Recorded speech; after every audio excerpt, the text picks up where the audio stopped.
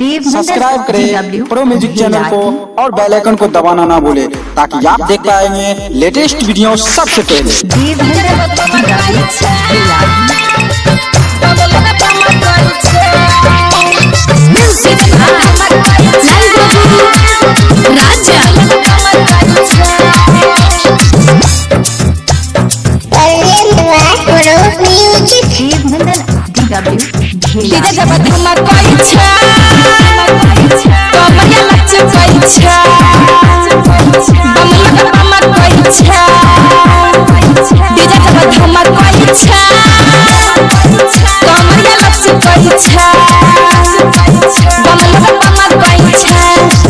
हो बम लोग हो भाई पैदल चले में बम गेले भूखाई चढ़ते सावन पूरा गाँव में सोर बाबा के जलवा चढ़े भोरे भोटी जगह धमा कोई छा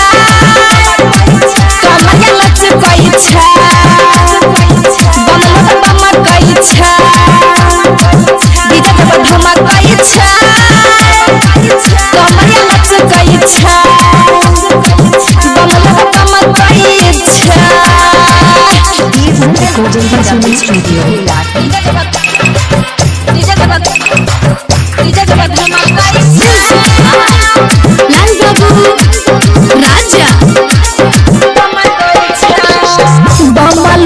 सब जल बोझै छै पैदल चल के सिमरिया में पैदल चल के सिमरिया में सावन बड़ा भीड़ लगै छै भोला जी के दुआर भोला जी के दुआर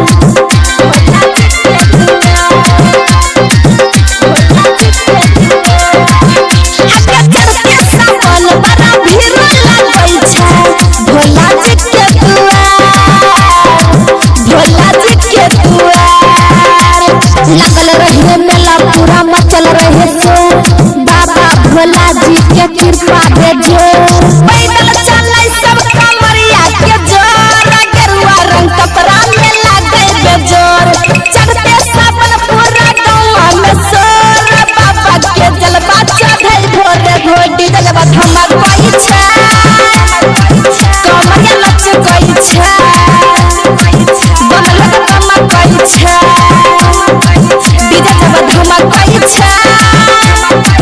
कमरिया लच कोई छा बम लोग बम कोई छा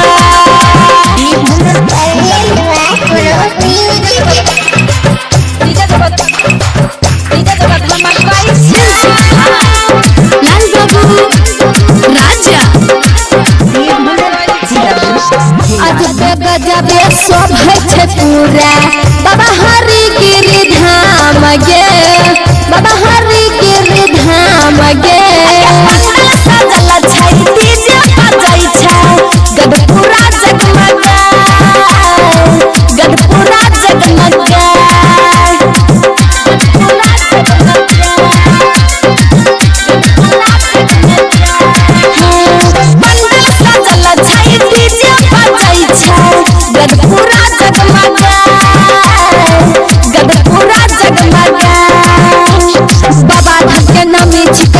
प्रसाद